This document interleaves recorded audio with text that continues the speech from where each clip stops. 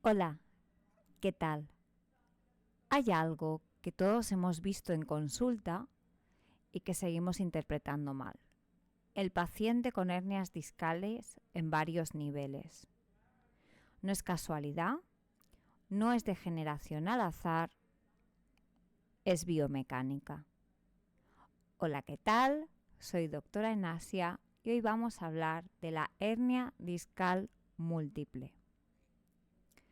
Hoy vamos a hablar de algo que todos hemos visto en consulta, pero que a veces tratamos como si fuera una colección de accidentes. Las hernias discales múltiples. No, no es mala suerte. No es degeneración aleatoria. Cuando un paciente empieza con una hernia en L5-S1 y meses o años después le aparece otra en L4-L5 y luego otra en L3-L4, pues eso no es casualidad. Eso es biomecánica. Eso es un sistema que está fallando de forma progresiva, organizada y predecible. La visión clásica, aún demasiado extendida, es la de la lesión aislada. El paciente tiene dolor, la resonancia muestra una hernia en un nivel y tratamos ese nivel y luego vuelve. Y tratamos el siguiente y vuelve. Pero la columna no es una suma de segmentos independientes, es una cadena cinética y cuando un eslabón se rompe, el resto se resiente. Lo que hoy es una hernia en L5-S1, mañana es una sobrecarga en L4-L5 y pasado mañana es una descompensación global. Hoy voy a desmontar el mito de la hernia aislada y les voy a dar un marco biomecánico y clínico para entender por qué sus pacientes con hernias múltiples no mejoran y qué hacer al respecto. Vamos a poner un caso típico. Varón de 45 años, trabajador activo, sin antecedentes traumáticos claros. Llega con ciática izquierda típica de L5-S1. La resonancia muestra una hernia posterolateral izquierda en ese nivel. Le tratamos fisioterapia, control postural, tal vez un bloqueo epidural. El dolor cede. El paciente mejora. Alta. 9 meses después vuelve. Ahora el dolor es diferente, más lumbar bajo, con irradiación posterior a glúteo y a veces hasta la cara posterior del muslo, pero sin llegar al pie. Nueva resonancia, hernia central ancha en L4, L5 y el disco L5-S1 sigue ahí, ya degenerado pero no protruido activamente. Volvemos a tratar, medicación, rehab, estabilización segmentaria, otra vez mejora. Y un año después, tercera visita. Ahora el paciente refiere un dolor lumbar difuso con pérdida de fuerza en extensores y sensación de inestabilidad al levantarse de la silla. La resonancia muestra cambios moderados en L3-L4 con una pequeña protrusión que empieza a irritar el saco dural. Este es el típico paciente que me encuentro yo. Yo nunca trato hernias discales aisladas. Normalmente trato hernias discales múltiples. Es muy raro el caso que una persona me viene con una sola hernia. ¿Qué ha pasado? ¿Es progresión natural de la degeneración? Sí, pero no al azar. Esta secuencia, que todos hemos visto decenas de veces, tiene una explicación mecánica. El paciente no ha tenido 3 accidentes distintos. Ha tenido un solo proceso, la descompensación progresiva de una columna que intentó compensar.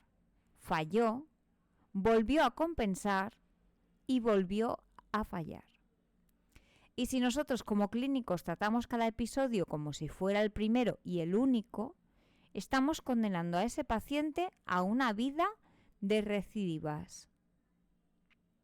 Cuando un segmento falla, por ejemplo, una hernia discal que reduce la altura del espacio y altera la cinemática facetaria, el sistema nervioso central responde con 3 cosas simultáneamente. Primero, la inhibición muscular protectora.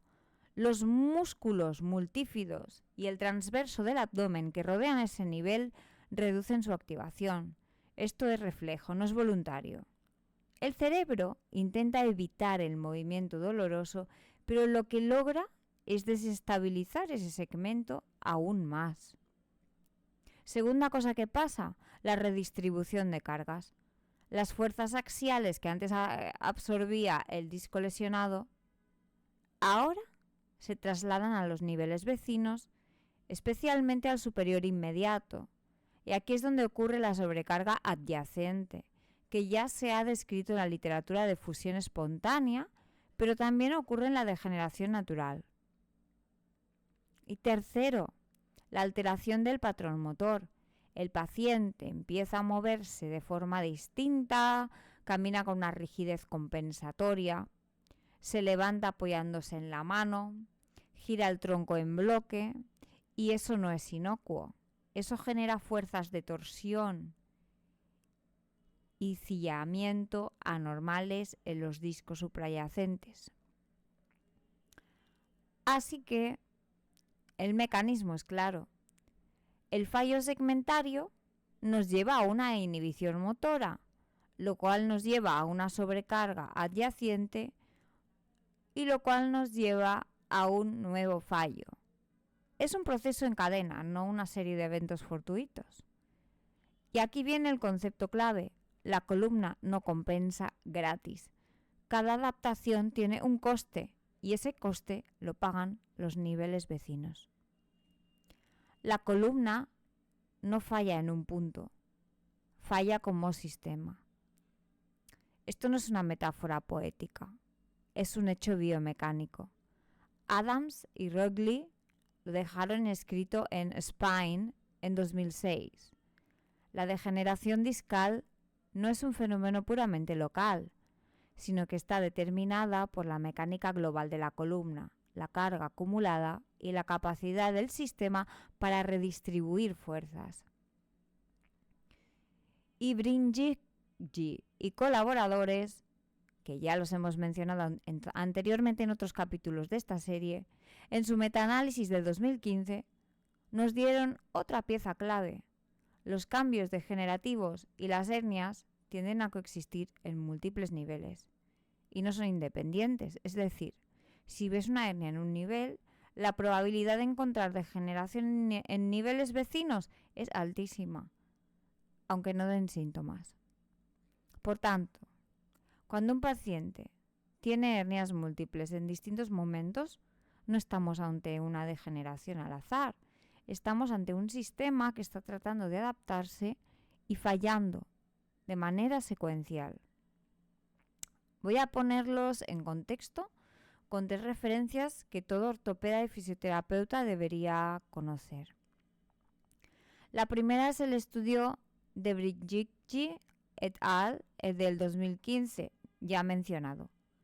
Con datos de más de 30.000 sujetos asintomáticos, demostraron que la degeneración discal es extremadamente prevalente desde edades tempranas y que la coexistencia de hallazgos en múltiples niveles es la regla, no la excepción. Esto nos enseña algo fundamental. Lo estructural no equivale a lo clínico. Un paciente puede tener hernias en 3 niveles y estar asintomático. Otro puede tener una hernia pequeña y estar invalidado. La diferencia no está solo en la imagen, está en la mecánica y en el control motor. La segunda es el artículo de Adams y Ruggley del 2006, también mencionado en Spine, que sigue siendo la referencia conceptual sobre qué es la degeneración discal.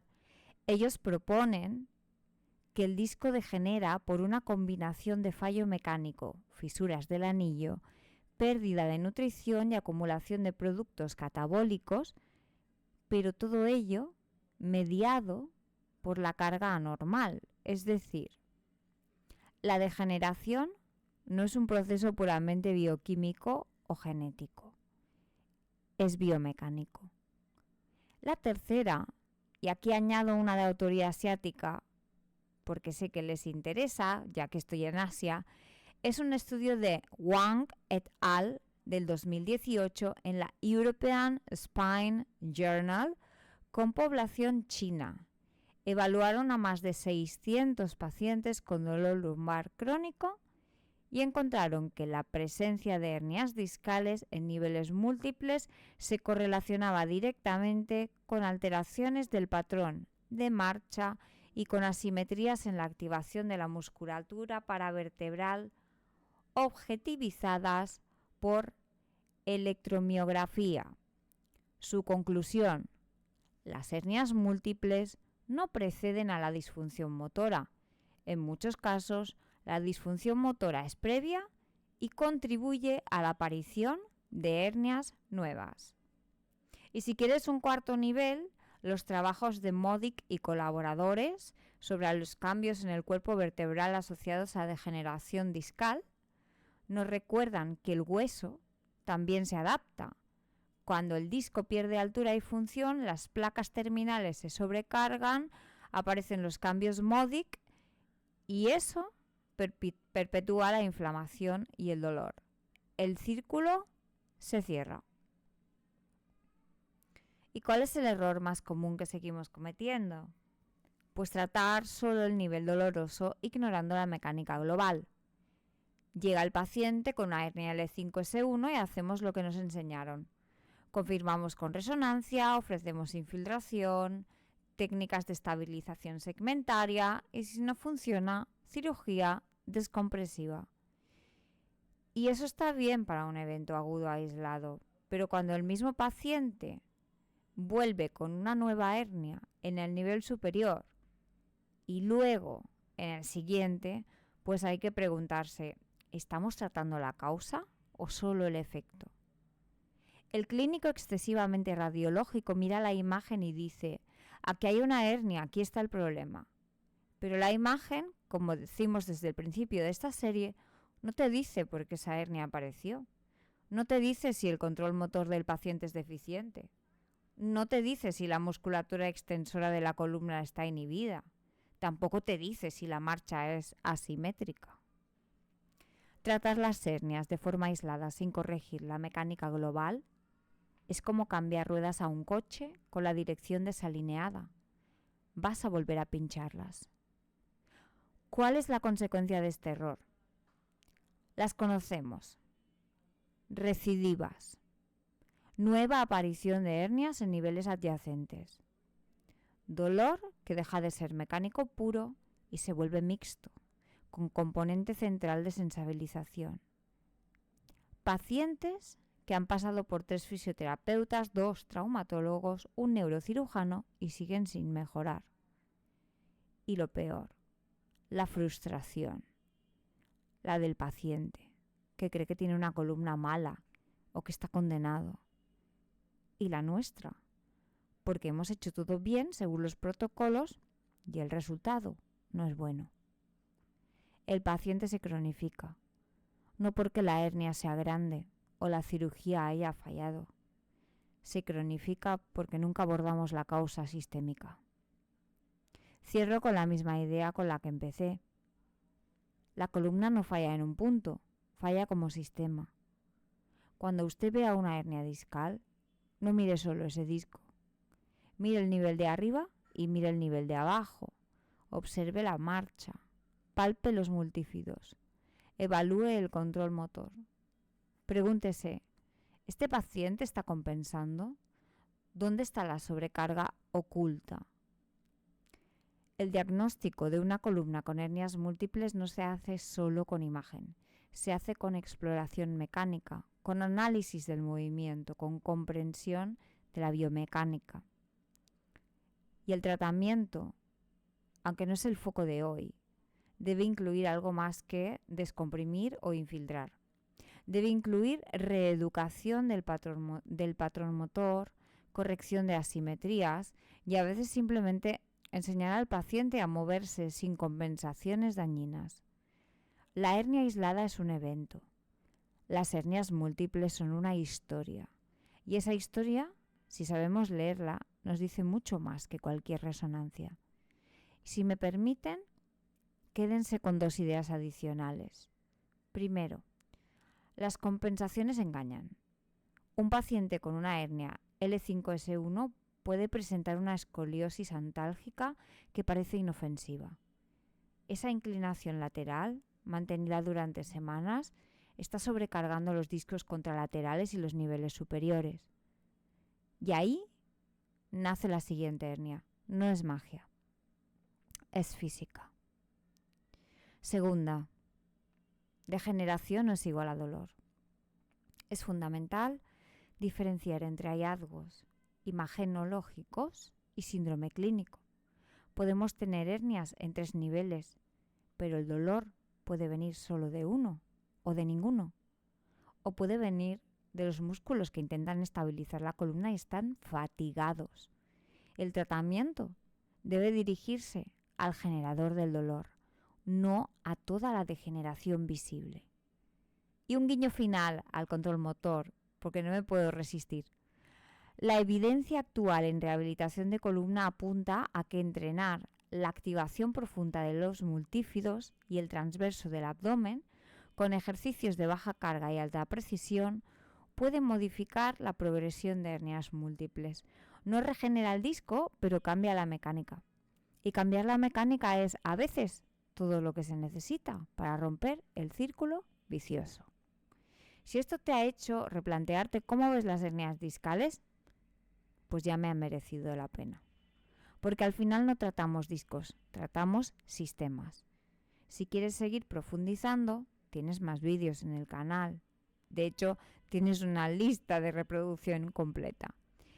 Y si te apetece apoyar el contenido, tienes mi coffee shop de Doctora Zamora en la descripción, donde a partir de 1 euro puedes apoyar este trabajo. Si no puedes, igualmente me puedes ayudar con un like y una suscripción. Y si ya lo compartes, pues sería la hostia. Muchas gracias y nos vemos en el siguiente.